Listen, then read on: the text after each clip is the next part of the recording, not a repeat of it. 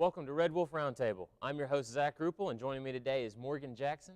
Today we're going to be diving into the world of ASU and professional sports. Red Wolf Roundtable starts right now. Arkansas State volleyball team swept Georgia Southern 3-0 for the 7th straight win on senior night last Friday at First National Bank Arena in Jonesboro. It's kind of weird saying that one. It used to be the Convocation Center. Carissa May led the team with 21 kills, while Ellie Watkins handed out 40 assists and the 7 kills on 7 attempts. Tatum Ticknor had 13 digs to lead the team and also 2 aces. This was actually a really impressive game to watch. I had the pleasure of sitting in on the one on the 27th. I missed the one on the 28th, but Arkansas State's volleyball team looks really, really solid this year. Oh, yeah, definitely. They have, I believe her name's Uke. Yes. Yes, and I got to watch her play, and I even got to interview her for one of my packages. And, you know, she's an incredible player, and she's the beast. That's the only way to say it. I've seen this team's really built to go do things. The only problem I've seen is the endurance in later rounds. So if this team can figure it out and get a team that can go for 3 to 5 sets solid as they do in the first 2 sets, then their team looks to do good things as they travel to San Marco, Texas to face Texas State Friday. November 3rd, you got to tune in at 6:30. Fans can follow the team on Twitter and Instagram at AStateVB, along with liking the Arkansas State University volleyball page on Facebook for the latest news and updates regarding the team. Now on to soccer with my man Morgan Jackson. The Arkansas State women's soccer team has earned the number 4 seed in this week's Sun Belt Conference Soccer Championship and will take on number 5 Little Rock Wednesday, November 5th at 10 a.m., which is today, at the Foley Sports Tourism Complex in Foley, Alabama. The number 4 seed is the highest ever for the Red Wolf soccer program and marks the 2nd straight season that the team has competed in the conference tournament under the direction of third-year head coach Brian Dooley.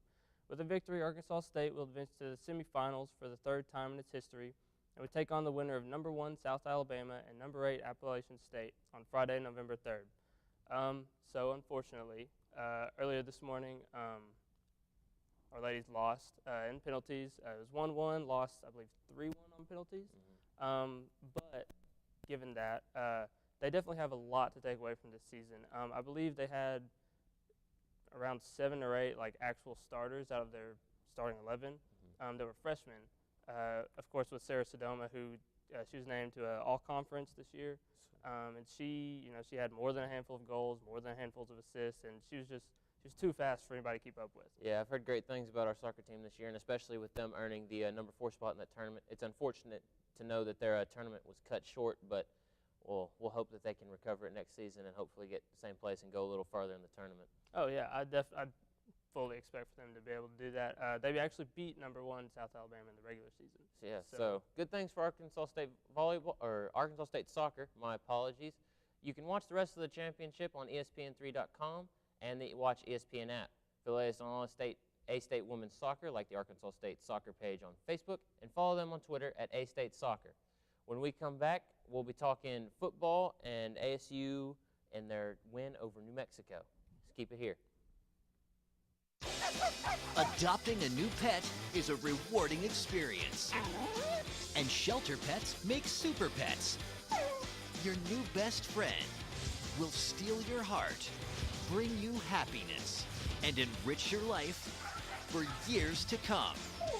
You can make a difference in the life of an animal.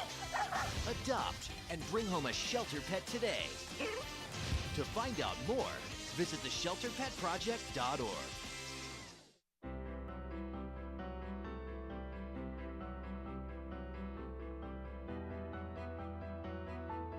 Body language can tell you all sorts of things. Like someone is having a stroke. Know the sudden signs. Learn fast. Face drooping, arm weakness, speech difficulty. Time to call 911 and get them to a hospital immediately. Learn the body language and spot a stroke fast.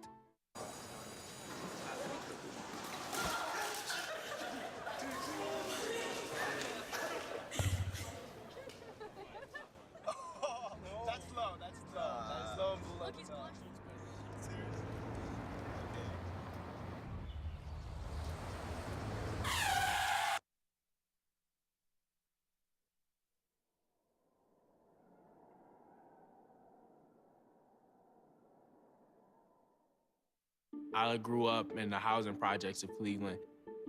I didn't even know that life could be any better than it was Education for me has been a way to get away from the agony of what was normal life. I want to be able to impact the community, not just look back on where I came from, but to reach back to where I came from and pull some people up with me.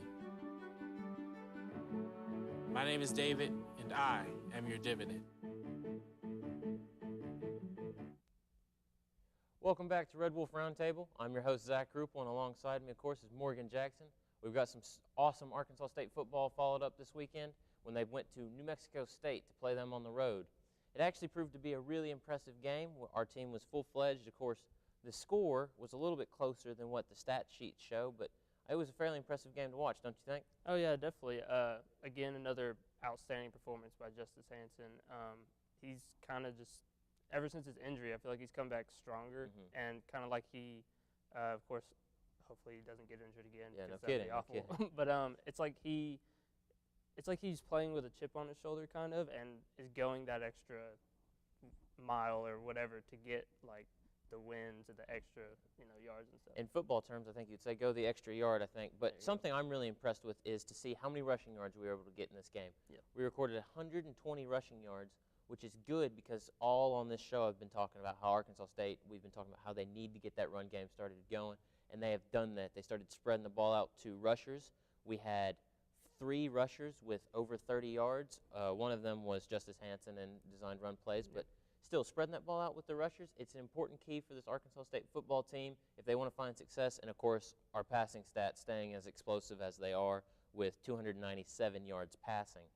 And the reason I bring the stats into play with the score is because you look at the stat sheet for New Mexico, and you have 35 yards rushing on the game. That's how many they had. Yep. And so you'd think, looking, even with their 221 pass yards, the field position and their ability to score points without racking up massive numbers on the stat sheet really is what kept them close in this ball game throughout it.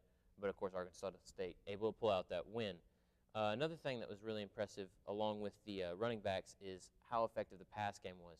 You have 6 passers, all with plus 30 yards receptions. So, like you were talking, Justice Hansen coming back from this injury, he's been better than ever. He's been hitting his targets. He's been cleaner, and he's been spreading that ball around with a lot of love for all his receivers out there. Yeah, and I feel like he knows that that's what they need to do. Of course, they rely on his passing a lot. They also rely on his running, obviously, as you said. Yeah. So, I mean, just him being a dual-threat quarterback is what they need. And, of course, him spreading the ball around his receivers and whatnot, they know what to do too. Yes. But Arkansas State will look to play, I believe it is the Appalachian State. We go to play, South Alabama. We play South Alabama on Saturday, November 11th. The game time and television for the game will be announced at a later date, but we hope to see our Arkansas State team take home the win. Next, we're going to jump into college football, which has been interesting. As I'm sure most of us are aware, the college football playoffs have released their poll, and shockingly, we have a number 1 seed I don't think anybody was really expecting in the Georgia Bulldogs. Very shocking. Yeah, how do you feel about Georgia 1, Alabama 2? So, of course, there's no arguing that Georgia's a good, football team this year. They're always a good football team, of course. But whenever you look at Alabama, I don't think anybody says, oh, they're a number 2 football team, And there's reports that I believe it was just based on the Notre Dame game, and that's what put them ahead of Alabama. But personally, I don't feel that that's enough to. And I think Alabama may be the better team, but Nick Saban released in a statement. He says he's actually thankful for the lower ranking because he loves having something to push his players with. If they would have been ranked number 1, of course, we're number 1. No one can touch us. But now they're 2. So that makes also the SEC championship game really interesting because it's looking like it's going to be Georgia-Alabama for that battle in Atlanta and that shiny new stadium for the SEC championship. So it'll be kind of the playoff committee will get a chance to see possibly one of the playoff brackets because I still stand beside one of my original thoughts is that we're going to see 2 teams from the SEC in this college playoff this year. You agree with me in that statement? I definitely agree, yeah. I honestly, if it was the other way and Alabama was 1 and Georgia was 2, I mean, I don't think I would have a problem with it. I could see it, but it's just that, Alabama's such a strong force, and I mean, even 3 is Clemson, I believe, Yep. and 4 is Notre Or Dame. 3 is Notre Dame Yeah, and 3 4 is is Notre- Clemson. Okay, Yes. so I mean, even that I can get behind that. But I mean, the SEC is kind of dominating this year. Mhm. Not necessarily all the teams. Not all the teams, but those two But big yes, teams are representing yes, us well. But yeah, the 2 best teams in the SEC are doing it big and doing it very, Yes. very well. So, yeah. All right, so, and then we're going to upgrade one step further out of college football and take us to the NFL. And, of course, the trade deadline just came and passed. Yes. But before we get to the trade deadline, this last weekend of football action was pretty awesome. The most shocking thing for me was the Dolphins getting shut out 40-0 by the Ravens. Yeah. That was not fun to watch if you were a Dolphins fan. We apologize to all Dolphins fans. But the other teams out there seem pretty legit. You saw a few teams finally catching their stride in the season. I definitely. So I got to personally see the Ravens that blew out to the Dolphins. That was a crazy game. But there's definitely teams that are. It's around the halfway point for the season, or a little bit over. And there's definitely teams that are catching their strides. You have the Eagles, who are the Eagles have been very yeah, dominant. they're sprinting at this point. And then you have the Cowboys. They're kind of sorry for the Cowboys fans. They're still kind of trying to find their footing. Yeah. Especially with all the stuff that And of course, just Ezekiel recently Elliott happened. is suspended Yeah, now, they're gonna. yes. It's gonna be kind of tough, but there's a lot of teams that could make it or break it in the next 2 or 3 games. And of course, Kansas City has kept their steam going up. Pittsburgh seems to be maybe finding a little bit of ground. Of course, they have their nice bye week coming up this weekend, so anything they haven't worked out, they should be able to work out in the bye week. And the Broncos, even with a rough loss, still kind of finding their footing. Of course, they just named Brock Osweiler quarterback instead of Trevor Siemian.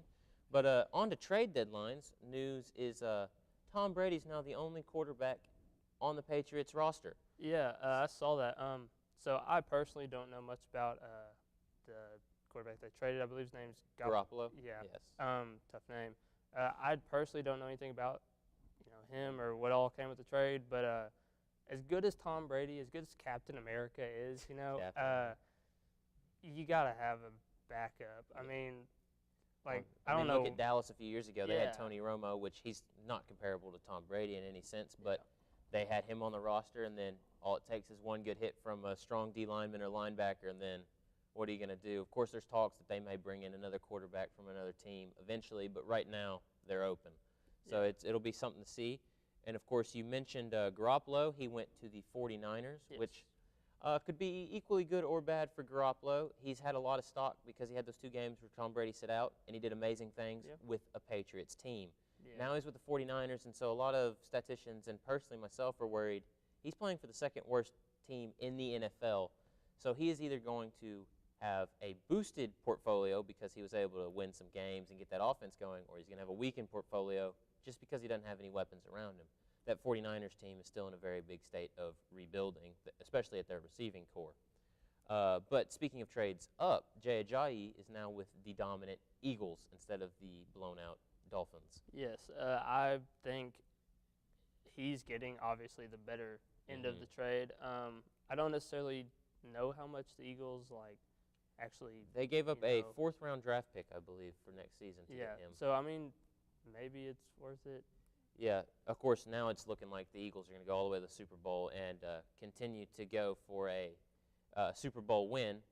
Moving on to another professional sport that I know you enjoy is the NBA. Yes. So right now, as the NBA stands, I think that there's teams that are doing well, obviously, and there are teams that aren't doing very well. And the way that the teams are kind of set up right now, in that respect, is the teams that are doing well, we didn't expect them to do well.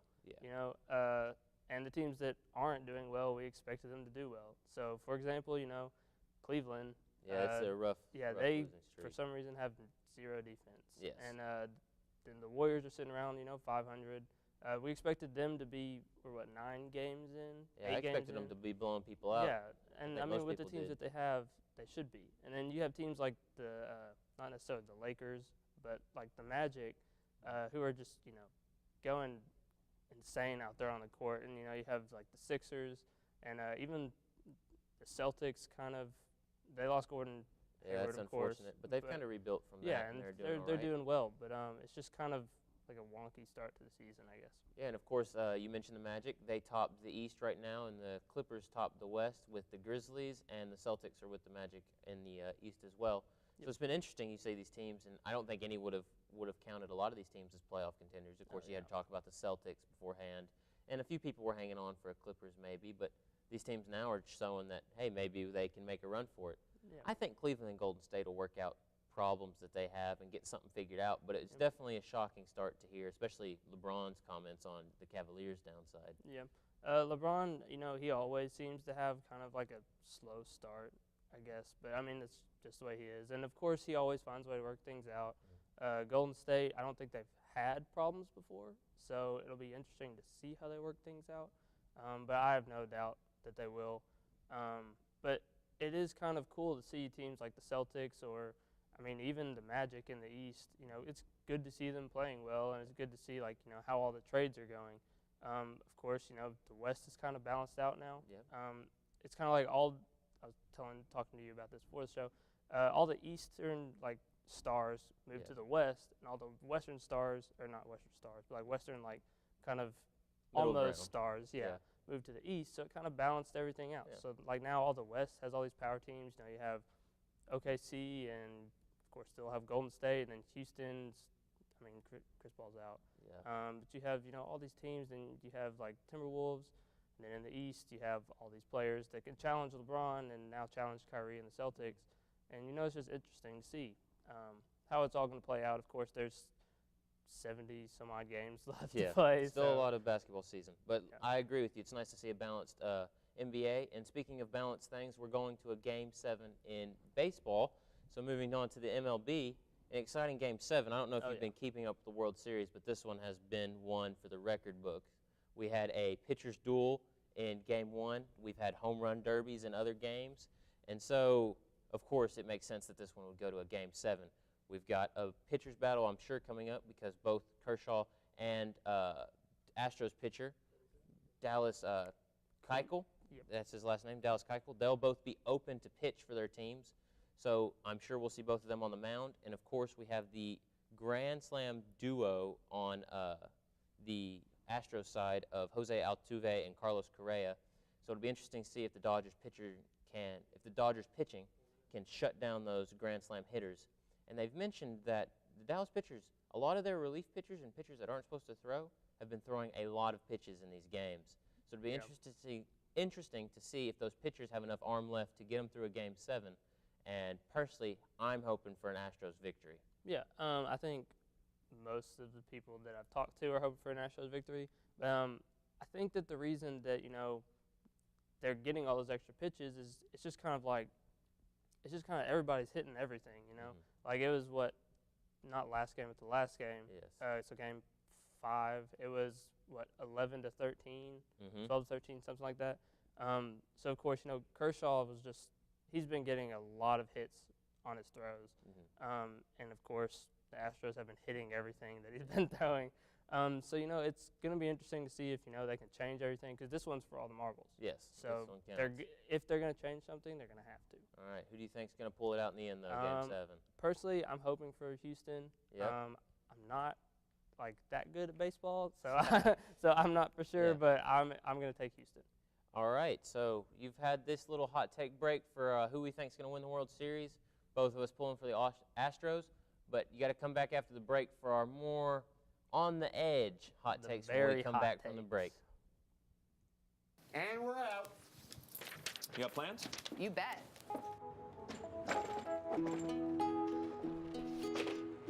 $50 million Americans struggle with hunger, but we can do something about it.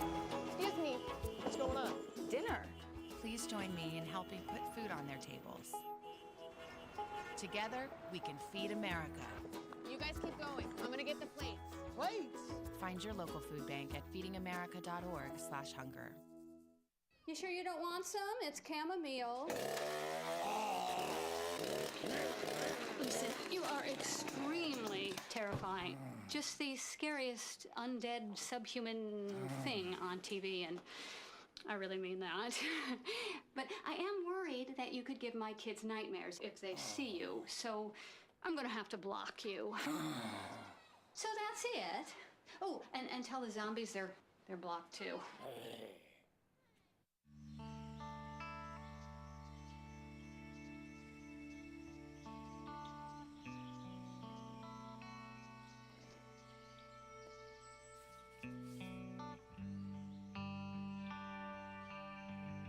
This is the moment I knew his future had no boundaries.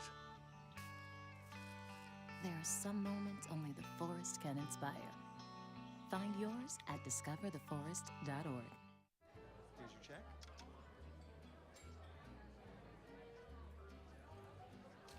Oh, you got it. You know, since I got rid of my car, I really enjoy walking. Okay. Got it. No. Getting pulled over for buzz driving could cost you around $10,000 in fines, legal fees, and increased insurance rates. Oh, you're home early. You live with your mom? That'll set your game back a few years. Buzzed, busted, and broke. Because buzz driving is drunk driving. And welcome back to Red Wolf Roundtable. I'm Zach Ruppel. This is Morgan Jackson.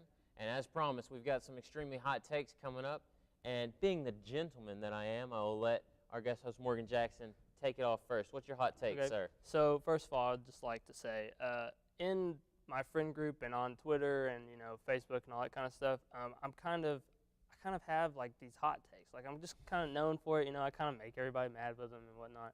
But for today, my hot take is going to be so if the playoffs start today, the NBA playoffs start today, Golden State and Cleveland would miss it. Okay. And I'm going to say this for a couple reasons. Golden State, like we said previously, I don't know what's going on with them right now, but I don't think it'll be worked out in the next 5 games. Obviously, I think that Houston is too strong. I think that the Clippers have it all worked out. And I think that, the Timberwolves won it more than any other team in the West. And then as for Cleveland, every season they seem to, take forever to get the ball rolling. And they're kind of started that early this season. They're on a 3-game losing streak, and I'm not exactly sure who they play next, but I don't think that they have what it takes to beat, like a hot Magic team or even the Celtics that, are playing with a chip on their shoulder. Yeah. And it's not a chip on the shoulder that, like, they don't know what's going on. Like, they know that they're playing with a chip on their shoulder because one of their star key components is out. Mm-hmm.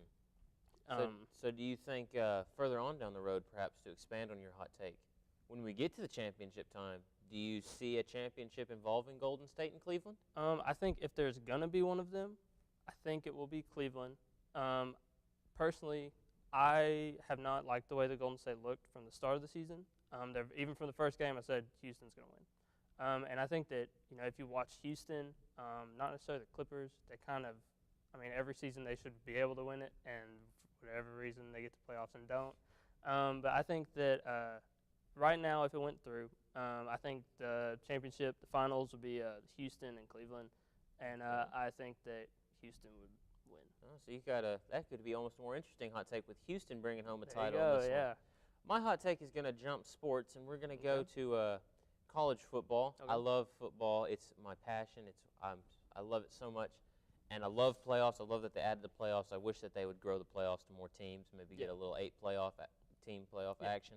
It'd be fun to watch. But my hot take is even with the rankings, with Georgia at 1 and Alabama at 2, even though I think Alabama should be at 1, we'll see when it comes SEC championship time, is that 1, Alabama is going to go undefeated and bring home a national championship title, which can be a hot take to some people who have doubts about Alabama's power.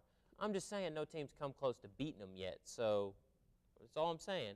And also that Alabama and Georgia both make it into the playoff bracket, and if they do, they'll go in at 1 and 2, which means they won't play each other in the opening round. Put them on opposite sides. Which means we'll have an SEC championship rematch as the National Football Championship. How you like that, all you ACC fans out there? Yeah, that's right. I'm talking SEC's bringing home the bacon this year. But what do you think about that hot take right there? So personally, I like Alabama. I don't think anybody's going to beat them this season. But I'm not sure about the score for the Georgia-Notre Dame game. But that would put them on the same side, right? Like if Georgia was 2, would that put them with Notre Dame? It would put them with Notre Dame, yes. Okay, yes.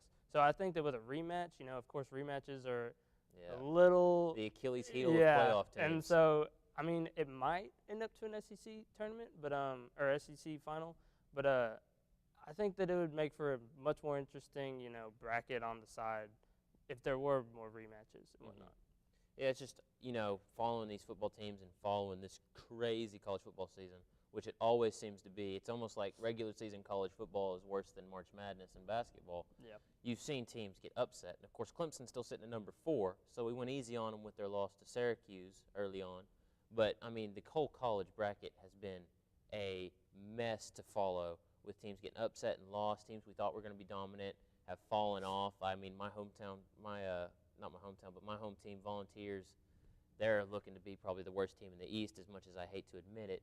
So it's definitely been an interesting college football season, but I still think that Alabama, they've run through rough opponents. They've gone through it. Of course, they still got the Iron Bowl to play Auburn, which is going to be a worse game for them because they notoriously had trouble in that Iron Bowl with Auburn for some reason. Yep.